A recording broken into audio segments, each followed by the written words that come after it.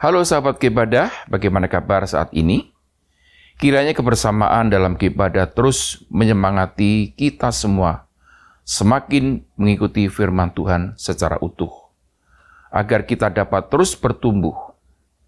Ini adalah hari ke-120 dalam gerakan Baca Dengar Alkitab. Masih bersama dengan saya, Pendeta Budi dari Gereja Betani Indonesia Kelapa Gading, Jakarta. Saudara, apakah Anda suka belajar sejarah? Ada orang yang menganggap pelajaran sejarah itu membosankan dan sulit, karena mengira itu hanya mengingat nama orang, nama tempat, tanggal suatu peristiwa, atau hafalan lainnya. Namun sebenarnya sejarah adalah perjumpaan dengan masa lalu. Mari kita sadari bahwa masa lalulah yang membuat masa kini bisa mungkin terjadi. Sehingga dengan memahami masa lalu akan memungkinkan kita melihat masa kini dengan jelas. Di dalam sejarah kekristenan kita dapat melihat orang-orang di masa lalu. Secara khusus kita bisa melihat iman dan kisah hidup mereka. Jika Anda dapat memahami kisah-kisah itu sebagai panduan bagi kehidupan dan iman kita saat ini, sejarah akan terlihat berbeda. Kitab Raja-Raja juga merupakan buku sejarah. Melalui sejarah Raja-Raja Israel dan Yehuda, kita belajar tentang kehidupan yang berkenan kepada Tuhan. Melalui kehidupan raja-raja yang menaati firman Tuhan dan yang tidak. Sebagai anak-anak Tuhan, kita juga bisa mempelajari tentang bagaimana cara menyenangkan hati Tuhan dengan hidup kita. Dalam bacaan hari ini, 1 Raja-Raja pasal 7 disebutkan secara singkat tentang pembangunan istana Salomo. Bagian ini menunjukkan proses pembuatan berbagai perkakas untuk ditempatkan di bait suci, dengan bahan apa dan oleh siapa. Dibutuhkan waktu 7 tahun untuk membangun bait suci bagi Tuhan, dan dibutuhkan waktu 13 tahun untuk membangun istana Salomo. Istana kerajaan memakan waktu lebih lama karena ada beberapa bangunan yang harus dibangun. Perbedaan waktu ini juga berarti perbedaan besar dalam segi biaya. Dengan bahan-bahan terbaik dan batu-batu yang dipotong dengan tepat, Salomo mempersiapkan sebuah istana untuk dirinya sendiri dan sebuah rumah untuk istrinya, anak Fir'aun. Kemungkinan besar Salomo menikahi anak Fir'aun dalam pernikahan bermotif politik untuk memperkuat kekuasaan kerajaannya. Namun hal ini berakibat pada masuknya agama-agama asing. Apa tujuan Salomo membangun istananya yang begitu megah dan besar? Seorang raja membutuhkan istana yang sesuai dengan status nasional negaranya.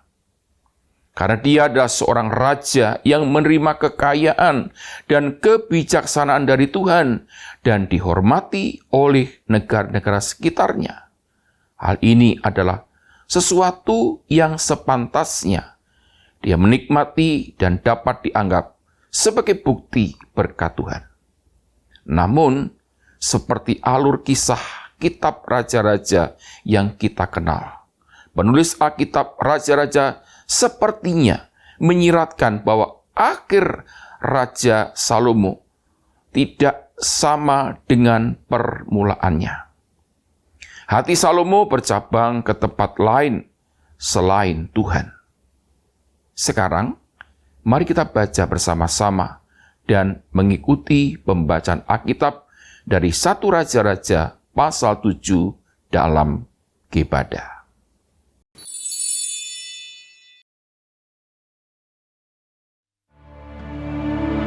Salomo mendirikan istananya sampai 13 tahun lamanya. Barulah selesai seluruh istananya itu. Ia mendirikan gedung hutan Libanon, 100 hasta panjangnya dan 50 hasta lebarnya, dan 30 hasta tingginya. Disangga oleh 3 jajar tiang kayu aras dengan ganja kayu aras di atas tiang itu. Gedung itu ditutup dari atas dengan langit-langit kayu aras. Di atas balok-balok melintang yang disangga oleh tiang-tiang itu. 45 jumlahnya, yakni 15 sejajar. Ada pula 3 jajar jendela berbidai. Jendela berhadapan dengan jendela 3 kali. Dan semua pintu dan jendela segi 4 bangunnya. Jendela berhadapan dengan jendela 3 kali. Ia membuat juga balai saka, 50 hasta panjangnya dan 30 hasta lebarnya. Dengan di sebelah depannya sebuah balai lagi yang bertiang dan bertangga di sebelah depannya. Dibuatnya juga balai singgasana, tempat ia memutuskan hukum. Balai pengadilan yang ditutupi dengan kayu aras dari lantai sampai ke balok langit-langit. Dan gedung kediamannya sendiri di pelataran yang lain, lebih ke sebelah dalam lagi dari balai itu, adalah sama buatannya. Dan bagi anak Firaun yang diambil Salomo menjadi istrinya, dibuatnya juga sebuah gedung sama dengan balai itu. Tembok dari semuanya ini dibuat dari batu yang mahal-mahal, yang sesuai dengan ukuran batu pahat, digergaji dengan gergaji dari sebelah dalam dan dari sebelah luar, dari dasar sampai ke atas, dan juga dari tembok luar sampai kepada tembok pelataran besar. Bahkan dasar gedung-gedung itu dari batu yang mahal-mahal, batu yang besar-besar, batu yang 10 hasta, dan batu yang 8 hasta. Di bagian atas ada batu yang mahal-mahal, berukuran batu pahat, dan kayu aras juga.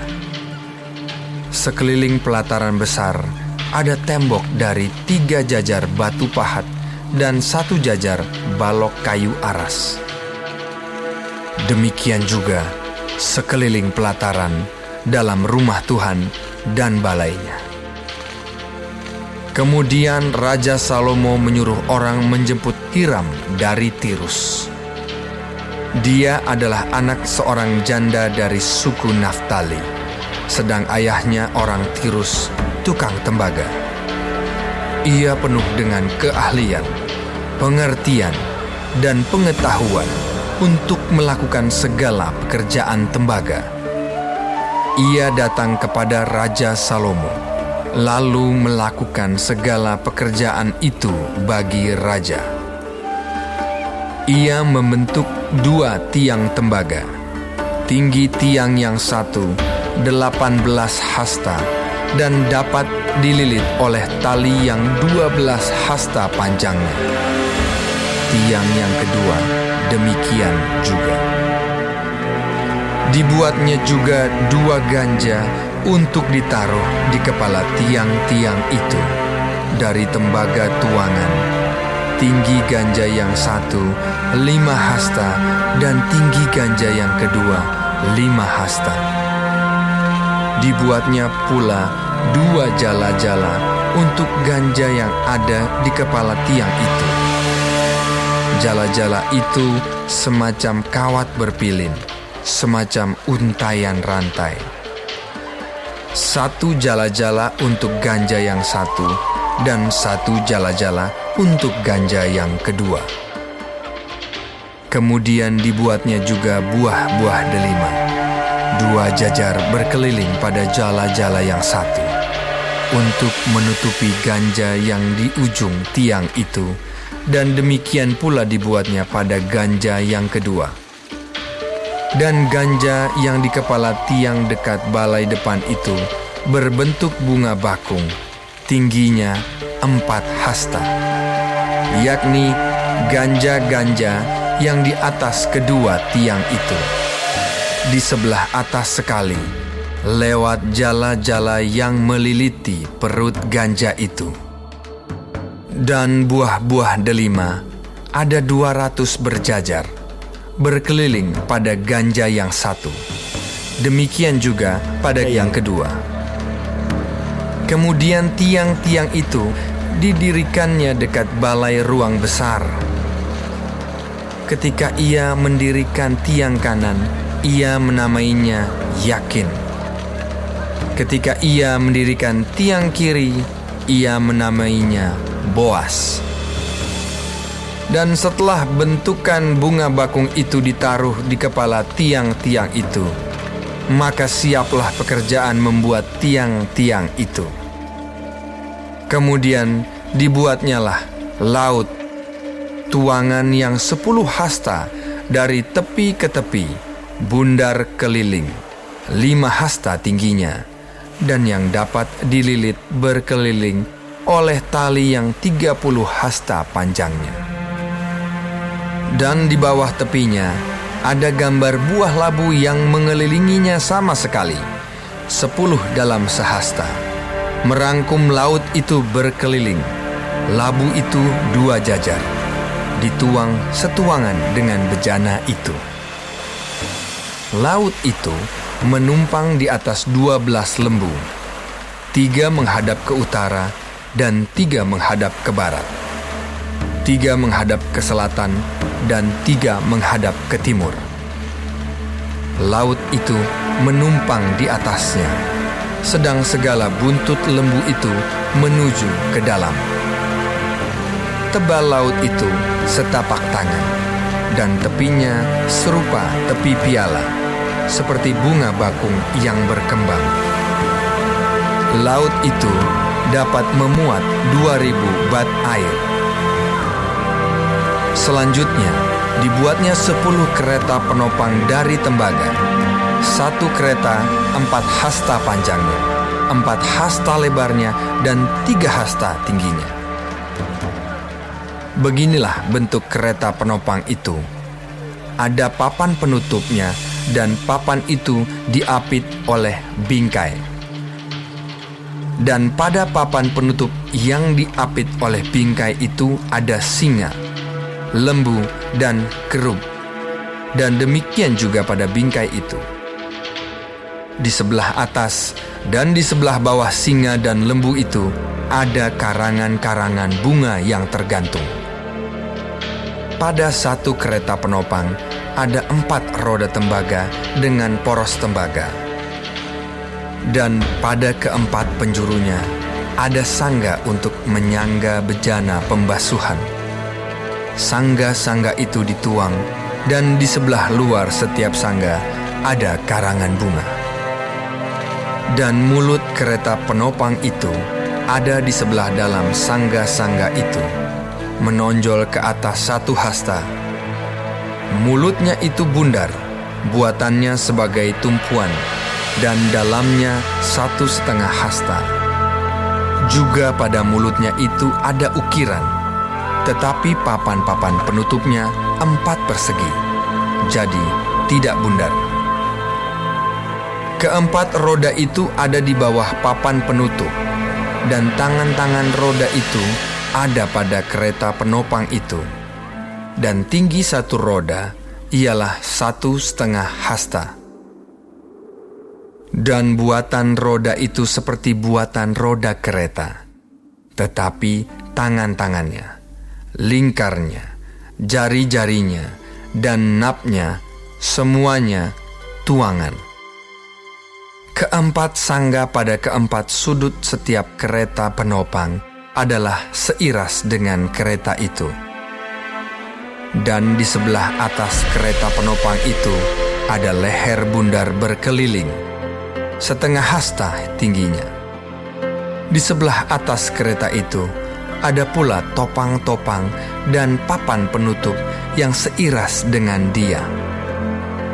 Maka pada muka topang-topangnya itu dan pada papan-papan penutupnya diukirkannyalah kerub, singa, dan pohon korma, masing-masing menurut tempat yang ada, dan karangan bunga sekeliling. Demikianlah dikerjakannya ke-10 kereta penopang itu. Tuangannya sama, ukurannya sama, dan potongannya sama semuanya. Lagi pula, dibuatnya 10 bejana pembasuhan dari tembaga.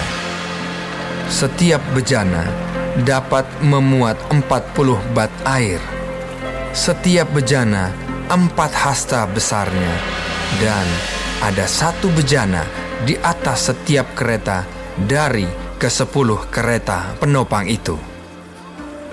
5 kereta penopang ditaruhnya pada sisi kanan rumah itu, dan 5 pada sisi kirinya.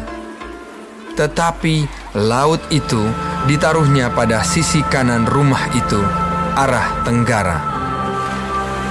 Dan Hiram membuat juga kuali-kuali, penyodok-penyodok, dan bokor-bokor penyiraman.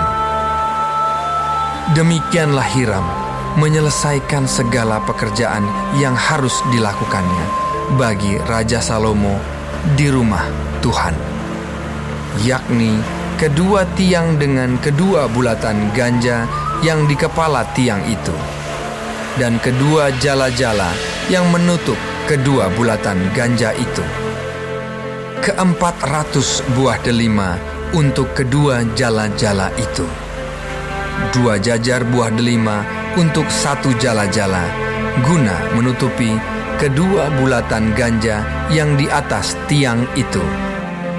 Ke-10 kereta penopang dan ke-10 bejana pembasuhan yang di atas kereta itu.